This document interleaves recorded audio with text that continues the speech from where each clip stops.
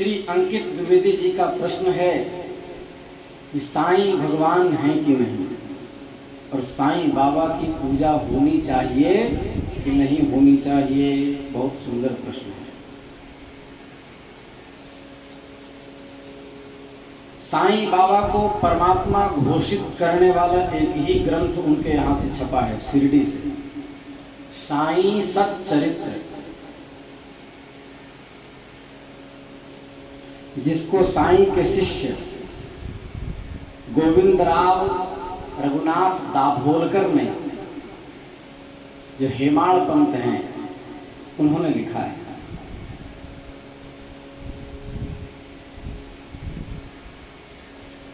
साईं बाबा की जो प्रसिद्धि है वह अंधविश्वास के कारण है।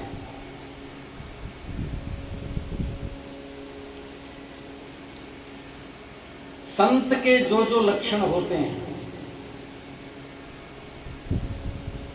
वह लक्षण उनमें घटित नहीं है, मैं सिद्ध कर दूंगा।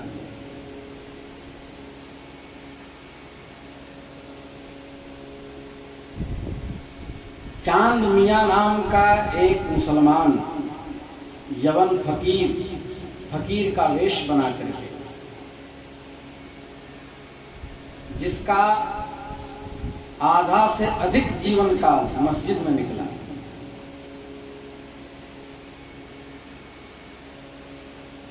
साईं सच्चरित्र का अध्याय 6, अध्याय 10, अध्याय 23 और अध्याय 11 हम आज दिन भर इस पूरा अध्ययन किया है मैंने, और पहले भी बहुत इसके डॉक्यूमेंट्स हमने जुटाए थे और गुरुजनों से भी पूछताछ में अनुसार जब साईं गुस्से में होते थे तो गाली और अपशब्द बोलते थे। अधिक गुस्से में तो कई लोगों को उन्होंने पीटा भी।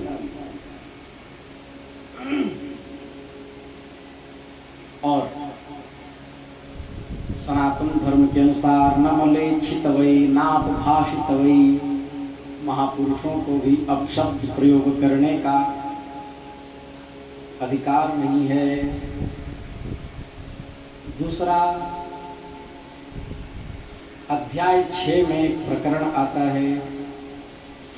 पहले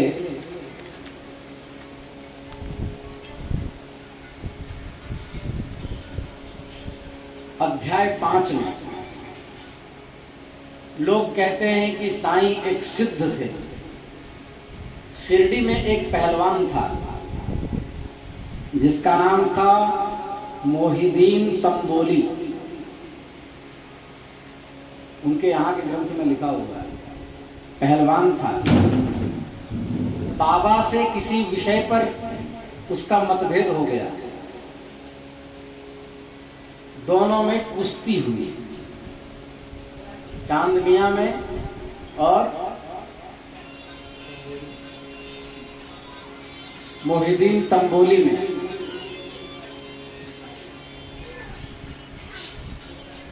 तो कुश्ती हुई, कुश्ती में साईं बाबा हार गए। सुनो ध्यान से नितेश, कुश्ती में साईं बाबा हार गए, पराजित हो गए। सिद्ध कभी परास्त नहीं होता। उसके बाद बड़े खिन्नमन्न रहने लगे।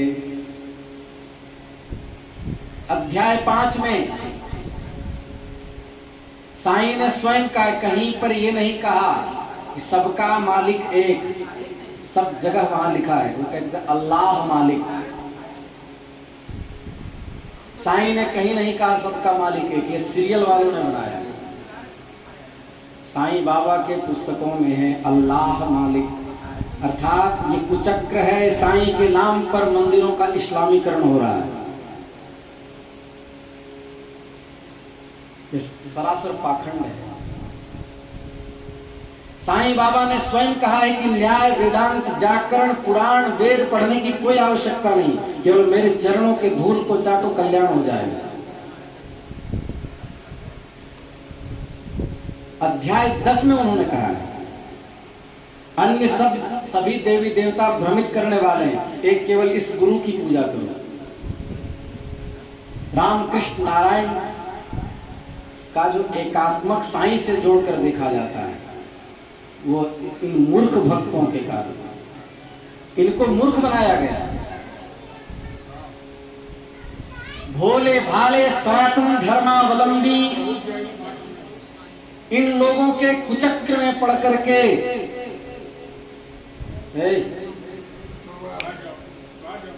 इन लोगों के कुचक्र में पड़ करके अपने धर्म को भूल गए। आज लोग बांके बिहारी के मंदिर में माथा नहीं टेकते जितना शिरडी जाते हैं। अरे अभागे, श्री कृष्ण सब कुछ देने में समर्थ हैं, तुम उस मुसलमान के कब्र पे क्यों जाते हो?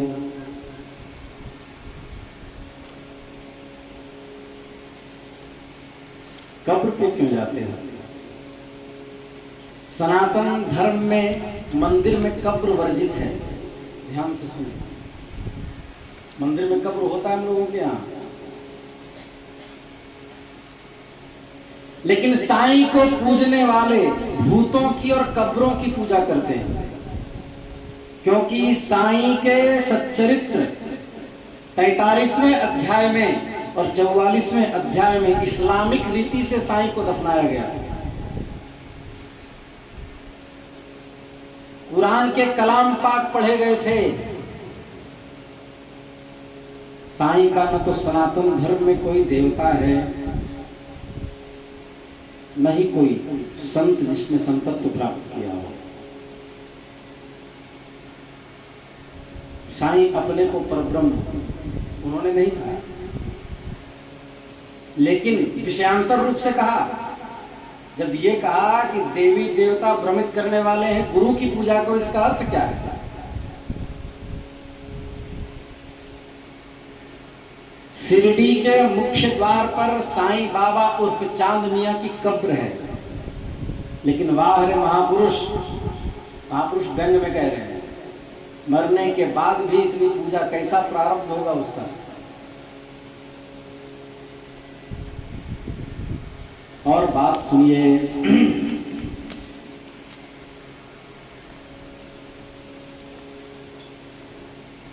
1838 ईस्वी में, ये उनकी मानी हुई जन्म साल है।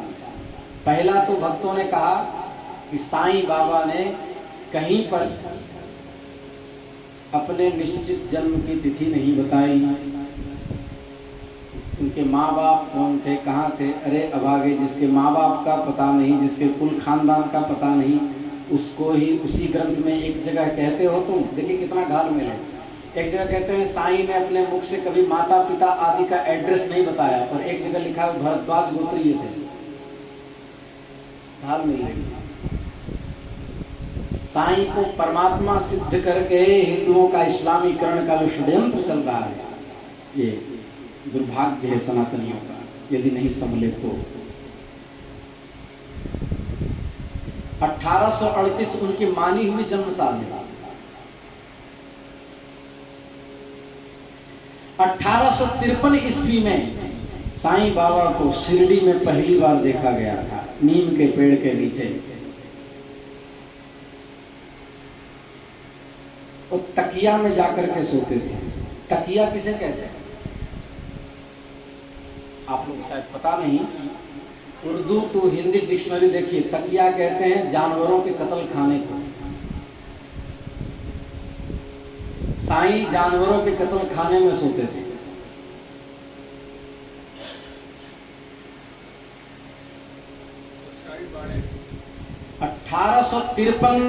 के पहले उनके जीवन काल में जितना कुछ लिखा गया वो सब काल्पनिक कहानियां हैं,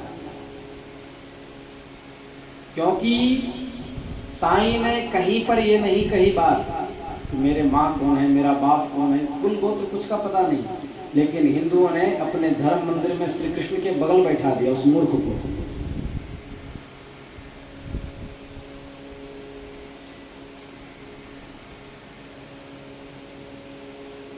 क्योंकि बाबा से जब भी उनके भूतकाल बारे में पूछा गया तब वो टाल देते थे, अक्रोधित हो जाते थे। 1857 में उसमें लिखा है कि एकाएक अचानक एक दिन गायब हो गए।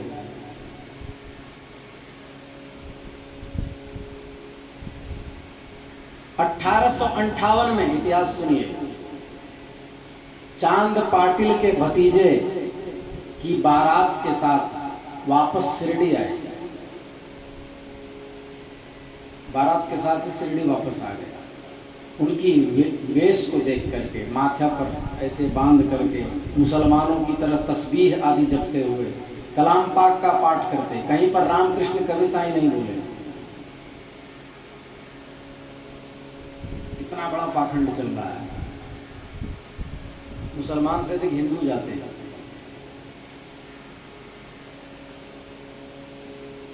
उनकी वेशभूषा देख करके मत्सापति ने उस मंदिर में प्रवेश नहीं करने दिया, तो वह जाकर के एक पुरानी टूटी मस्जिद में रहने लगे। मस्जिद में हिंदू जाएगा क्या? रहेगा गौशाला चला जाएगा या किनारे चला, मस्जिद ही क्यों गए? जाति के डीएनए के कारण मस्जिद की ओर प्रीति बढ़ी, क्योंकि अल्लाह मालिक भीख मांगकर अपना गुजारा करने लगे। 1858 से लेकर के 1878 ईस्वी तक गांव के लोग इन्हें पागल कहते थे, क्योंकि दिन भर गांव में घूम घूम करके भीख मांग करके खाते थे साईं बाबा। आइए, लकड़ियां इकट्ठा करते ताकि ठंड में और जानवरों से बचने के लिए मस्जिद में आग जला सकें। उन्हें जली हुई तिल्लियां इकट्ठा करने का शौक था। जब मत्सापति ने इनकार किया मंदिर घुसने से, तो मस्जिद में रहने लगे। 1858 से 1878 ईस्वी के बीच की घटना। मस्जिद में जोर जोर से चिल्लाते, क्योंकि इनको कोई भोजन नहीं देता था। इसलिए गांव के बच्चे इन्हें पागल कहकर चिढ़ाते, इनके ऊपर पत्थर फेंक देते, इन्हें खूब, तो उन्हें ये खूब गंदी गंदी गालियां देते, माँ बहन की गालियां देते। ये संत के लक्षण है। हमारे यहाँ ऋषभ देव जी का चरित्र देखो, भागवत जी में आया। महात्मा पर जब बच्चे पत्थर फेंक रहे थे, तो भगवान ऋषभ ने इस कंकड़ उठा के मुख में रख लिए, किसी के लिए कुछ क्रोध में निकल न जाए। श्री हरिदास जी पर जब यवनों ने कोड़ा बरसाया, तो कहते थे, मुझे लाख कोड़े मारो पर हरि का नाम ऊंचा। 1876 ईस्वी में शिरडी में भयंकर सूखा पड़ा था। 1879 ईस्वी में, मैं पूरा हिस्ट्री बता रहा हूं, 1879 ईस्वी में उन्होंने कमीज और लुंगी छोड़ करके कफनी पहनना चालू कर दिया, अर्थात धीरे धीरे स्वरूप को परिवर्तित किया, फिर हिंदुओं को बरगलाया। पाखंड की हद आगे क्या किया उसने, ये सुनिए। चांद मियां ने 1880, जो गांव के बेरोजगार होते हैं, जो घर में कमा के नहीं देते और बीवी लाठी मार के घर से बाहर भगा देती, जा कुछ कमा उमा नहीं सकते, सब बेरोजगार वहां बैठकर बाबा के साथ चिल्लम पीते थे। बाबा एक नंबर के चिल्लमबाज थे।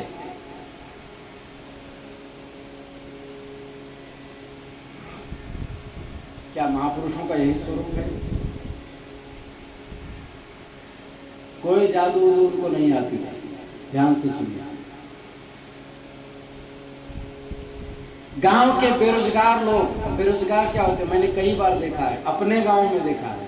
कोई जोगिया आ गया और सरवनिया गाने लगा, सरवन बाबू गेल ऐसे करके जब गाता है, तो जब गाने लगा, बहुत चमत्कारी महात्मा है, बच्चे बोलते हैं। और कोई बेरोजगार रहता है तो साथे बैठ जाता है, घाट पे चले जाओ जाना, मुर्गा मांस खाने वाले केवल काला कपड़ा पहने अपने को तांत्रिक कहेंगे, और उनके बीच बैठ के जय हो गुरुदेव, ऐसे लगता है कि सब गुरुदेव भगवान ही साक्षात हैं उनके। तो गांव के बेरोजगार किसी को भी ब्रह्म सिद्ध कर देंगे। तो बेरोजगारों ने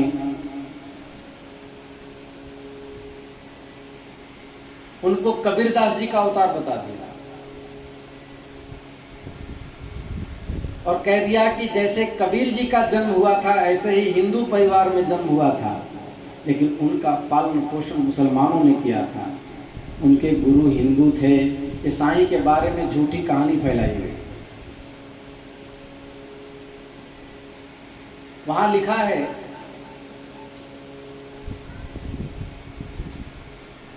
साईं सच्चरित्र में लिखा है कि 3 दिन तक बाबा ने शरीर का त्याग कर दिया था, फिर शरीर ग्रहण कर लिया। और बात क्या थी मैं ये बताता हूं। अधिक चिलम पीने से उनको दम्मा का रोग हो गया, अस्थमा का जबरदस्त अटैक हुआ और 3 दिन वो बीमार थे। लेकिन उनको बताया कि 3 दिन मर करके फिर साईं बाबा जिंदा हो गए हैं। हाय दुर्भाग्य। इसके बाद अब्दुल्ला बाबा की एंट्री हुई, शिरडी का संरक्षक अब्दुल्ला बाबा। और जितने मुसलमान थे यही इनके पक्के शिष्य थे, जो बाबा को जीवन पर्यंत तक, सुनिए ध्यान से, रोज कुरान पढ़कर सुनाते थे। कभी बाबा ने श्रीमद् भागवत की कथा नहीं सुनी, कभी श्री रामचरितमानस नहीं सुनी, कभी गीता नहीं पढ़ी, कभी हनुमान चालीसा नहीं पढ़ी। और हिंदू इतने मूर्ख हो गए, इस कुरान पाठी चांद मियां मुसलमान के कब्र, मरे हुए मुर्दे, सड़े हुए लाश जिसमें सड़ रही है, उस मरे हुए कब्र को पूजते हैं, भूत को पूजते हैं। जो शिरडी जा रहे हैं उनको प्रायश्चित करना पड़ेगा, चांद्रायण व्रत करना पड़ेगा, गंगा स्नान करना पड़ेगा। तो अब्दुल्ला बाबा की एंट्री हुई। वो बाबा को रोजाना कुरान पढ़ के सुनाते थे। और मरने के बाद 1954 तक बाबा के कब्र की देख रेख अब्दुल्ला ही करते थे। कब्र के पास कुरान पढ़ते थे। अब्दुल्ला के मरने पर, प्रिया भैया, अब्दुल्ला के मरने पर आप पूछ रही थी, 1954 ईस्वी में बाबा की मूर्ति बना दी गई, उसी दरगाह के ऊपर, कब्र के ऊपर। अब्दुल्ला रहा तब तक कब्र की रक्षा हुई। अब्दुल्ला मरने के बाद साईं को परमात्मा घोषित कर दिया गया। हाय रे दुर्भाग्य। इसके बाद भी हिंदू नहीं संभल पाए, समझे नहीं, सारे कुचक्र चल रहे थे। ये आज से नहीं, कई बार सनातन धर्म पे ऐसा आघात हुआ है। इसके बाद बाबा के प्रचारक शिरडी के चारों तरफ घूम घूम करके, पकड़ पकड़ करके बाबा का चेला बनाने के लिए लाते थे। कोशिश यही रहती थी कि हिंदू समाज की कोई भी गतिविधि मस्जिद में न होने दिया जाए। शिरडी के साईं के चरणों में झुकने वाले अंधभक्त लोग वहां न गायत्री मंत्र का अनुसंधान कर सकते थे, क्योंकि अभी हमने कहा साईं का वाक्य है कि न्याय, वेदांत, व्याकरण, शास्त्र पढ़ने से कुछ नहीं होता है, ये सब भ्रमित करने वाले हैं, सभी देवता भ्रमित कर देंगे, केवल गुरु की उपासना करो। अपना पूजा करवाए और फिर कहे मैं परमात्मा नहीं हूं, तो ये विषयांतर से तो अपने को ही परमात्मा घोषित कर रहा है। महर्षि अगस्त का चरित्र सुनो, वो ये नहीं कहेंगे मेरी पूजा करो, विश्वनाथ जी ही परब्रह्म है। विश्वनाथ जी कहेंगे श्री हरि ही परब्रह्म है। अपने को कौन पूजने बोलता है? और श्री कृष्ण ने जब कहा कि मेरी शरण में आओ, तो दिखाया भी विराट रूप को कि मैं परब्रह्म हूं। साईं कहीं विराट रूप दिखाने की औकात है क्या? वो तो केवल श्री कृष्ण ही कर सकते हैं, हमारे ठाकुर जी ही कर सकते हैं।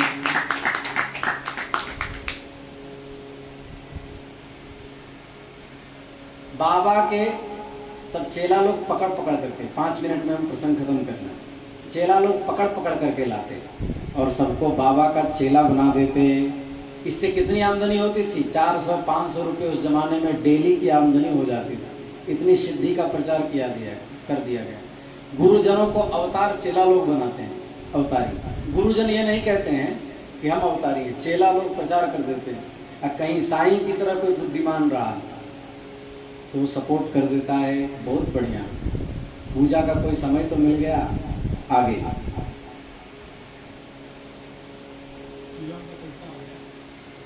जी का पैसा आ गया। अच्छा एक चीज देखिए, जय संतोषी माँ करके एक फिल्म आया था, संतोषी माता का। उससे पहले संतोषी माता का कोई नाम नहीं जानता। एक नई देवी उत्पन्न हुई, संतोषी माता, और उसमें शुक्रवार को खटाई खाने से मदद करो संतोषी माता। सुनो, तो वो फिल्म को देखने के बाद, उनसे पहले संतोषी माता का कोई नाम नहीं जानता था। उस फिल्म को देखने के बाद सब संतोषी माता का व्रत करने लगे, बड़ी जोर शोर से भगवती का प्रचार हुआ। उसी प्रकार उससे प्रभावित होकर के जय संतोषी माँ फिल्म के बढ़ती हुई लोकप्रियता को देख करके उससे प्रभावित होकर के प्रसिद्ध प्रोड्यूसर जो डायरेक्टर था मनोज कुमार, उसको शिरडी बाबा पर फिल्म बनाने के लिए फिल्म फिनांस किया गया और बहुत मोटे रकम दिए गए। शिरडी बाबा पर फिल्म बनने के लिए बहुत मोटे रकम दिए गए और सिनेमा वालों ने बाबा को सिद्ध बना दिया।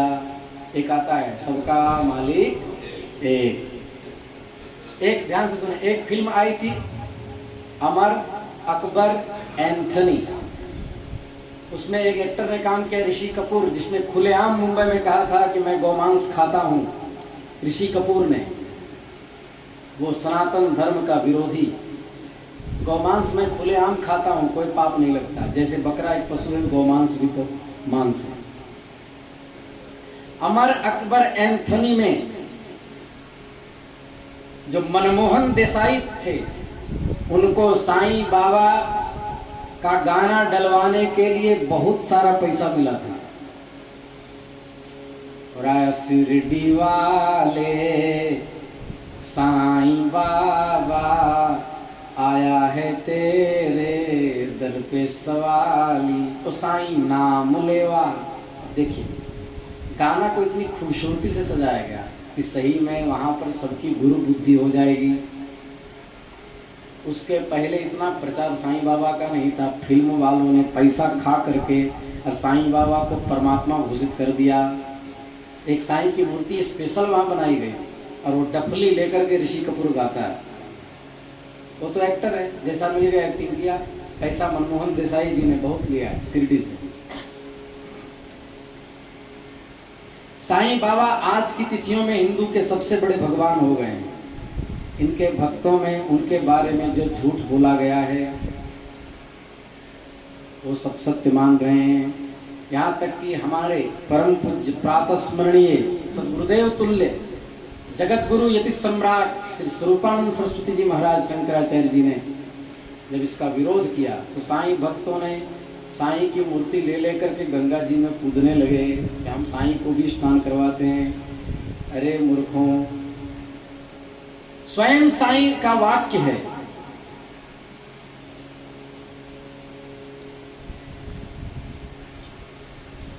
मैंने नोट किया था अध्याय 28 में किसी हिंदू सनातनी ने गंगा स्नान करने के लिए कहा तो बोले मैं गंगा स्नान नहीं करता, सब झंझट में नहीं पड़ता।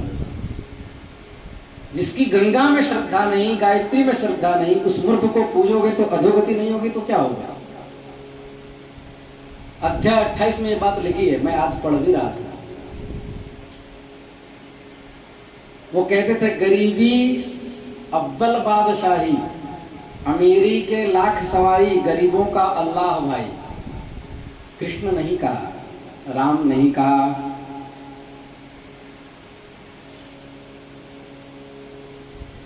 अध्याय 14 में लिखा है कि तंबाकू और बीड़ी इनके डेली की दिनचर्या थी। और यहां तक ही नहीं, अध्याय 38 में लिखा है कि साईं बाबा प्रसाद में मांस बांटते थे। बकरा पका करके हांडी में एकादशी में भक्तों को खिलाया। एकादशी के व्रत वालों को मांस भात में सान करके खिलाने पर मजबूर किया। क्या ये मेरा प्रसाद है? अब बताइए, आप लोग पूजा करेंगे उसकी?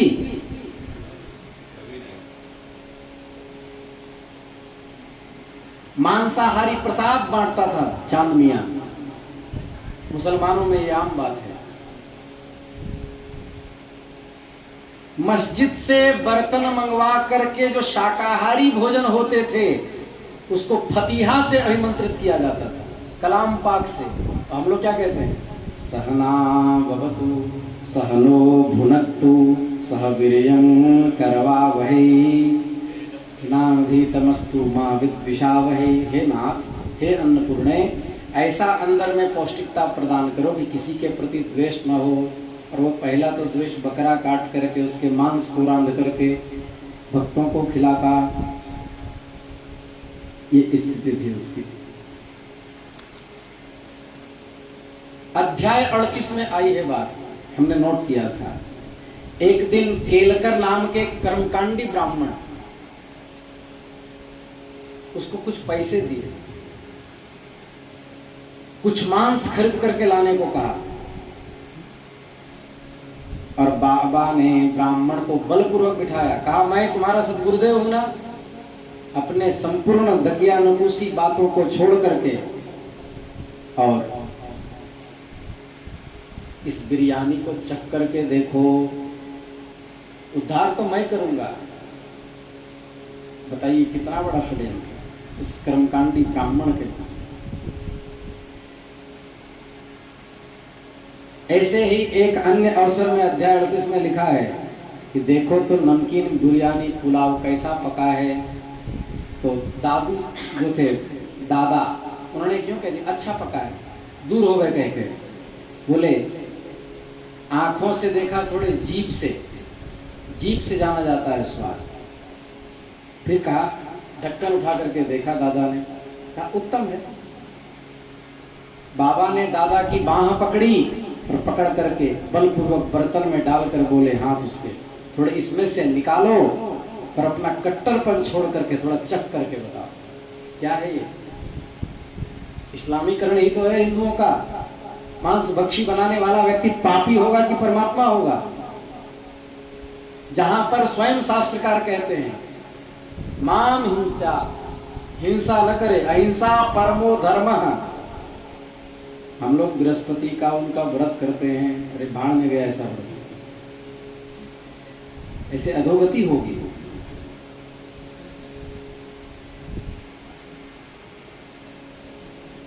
गालियां बकना तो उनके लिए आम बात थी।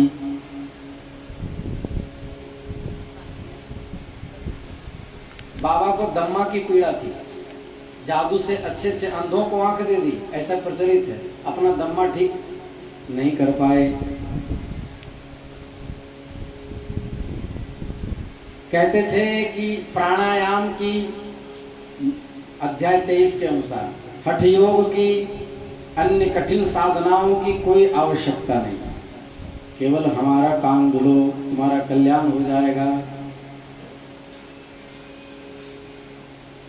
बाबा ने स्वयं कभी उपवास नहीं किया और दूसरे को कभी उपवास करने भी नहीं दिया। ये लिखा है अध्याय 32 में।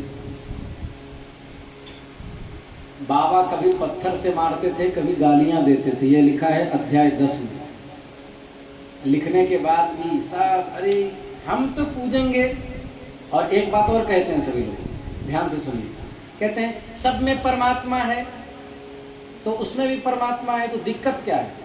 देखिए सनातन धर्म सब में परमात्मा की धारणा करता है, सबको पूजने के लिए नहीं कहता। ठीक है, सुअर के विषय में नहीं है क्या परब्रह्म? कहाँ नहीं है परब्रह्म? तो उसकी पूजा क्यों नहीं करते? क्योंकि वह परब्रह्म धारणा योग्य है कि संपूर्ण समष्टि में परब्रह्म है, लेकिन उनकी उपासना के लिए योग्य कौन सी प्रतिमा है ये वेद निर्दिष्ट करते हैं। साईं का जो ढांचा बनेगा, जो शरीर का, जिस मॉलिक्यूल्स से, जिस रसायन पदार्थ से, जिस सीमेंट से बनेगा, उस सीमेंट के कण-कण में परब्रह्म है, तो वो धारणा है। लेकिन प्रतिमा बनने के बाद साईं का प्रतिमा पूजने योग्य नहीं है। अरे उसका जो दर्शन करे उसको भी वस्त्र सहित स्नान करना होगा। जो इतने हिंदुओं को बरगला करके एकादशी में मांस खिलाए, इसलिए प्रबल विरोध होना चाहिए।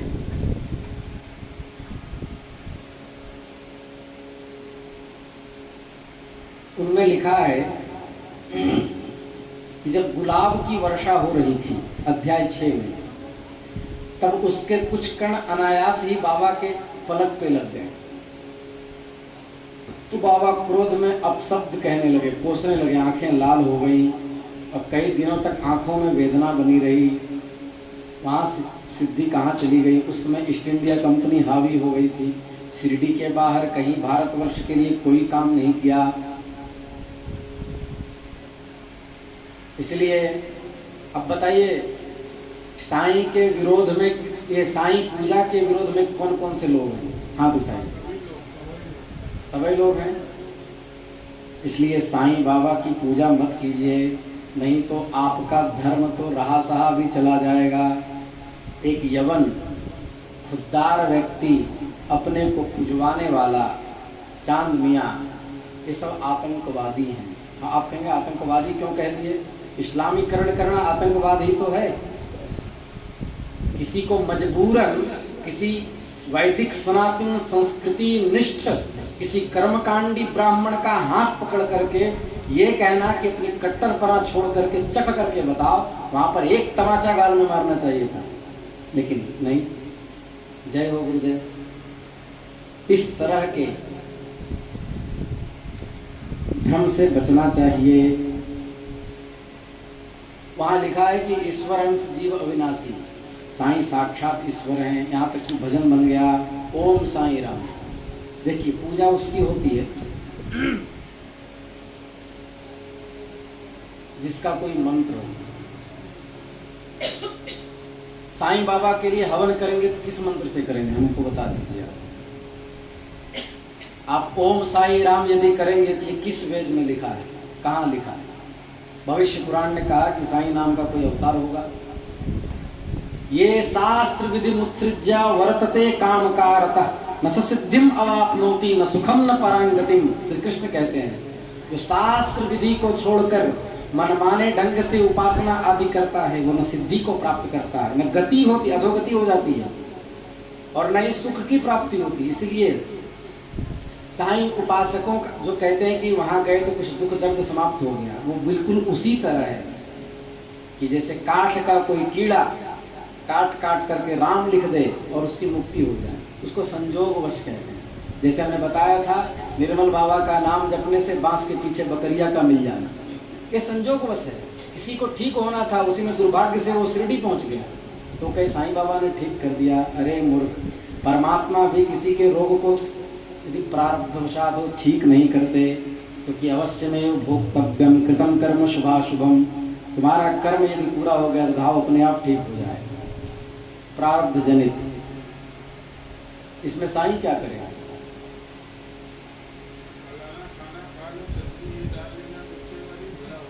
वो तो हो गया, एक बार बैठ बोल चुके हैं। निर्मल बाबा, साईं बाबा, तो बाबा कहने में भी बाबाओं का अपमान है। ये चांद मियाँ और एक संत रामपाल जो था, गीता प्रेस के अनन्य महापुरुषों की लेखनियां वो मूर्ख काटा करता था, जो आजकल कितने रेप केस में अंदर है। अब बताइए, ये सब लोग सब बंटाधार करने के लिए, हिंदू लोग उठ के अरे आप ही परमात्मा हैं, सब कुछ आप ही हैं, क्योंकि हिंदू लोग गीता प्रेस के ग्रंथ पढ़ना नहीं चाहते।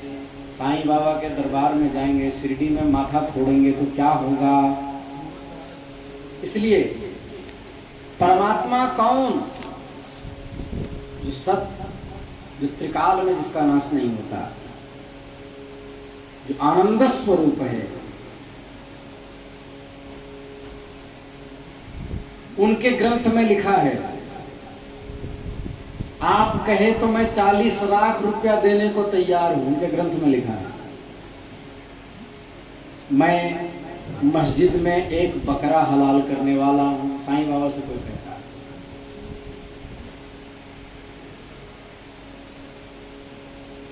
उससे पूछो, बाबा कह उससे पूछो कि उसे क्या रुचिकर होगा? बकरे का मांस, नाद की अंडकोश। बताओ कैसा जीव का लोलुप व्यक्ति।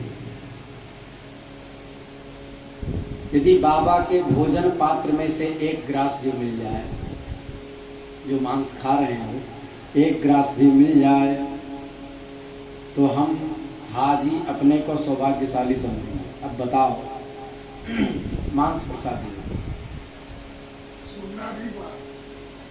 नहीं, जानना बहुत जरूरी है। नहीं तो ठाकुर जी के बगल में अभी तक परसों तक तो बैठे हुए थे साईं बाबा, इससे पहले ही निर्णय लेना था आपको। हमको देख करके ये उठ गया अंदर कि हमको बोलना पड़ेगा।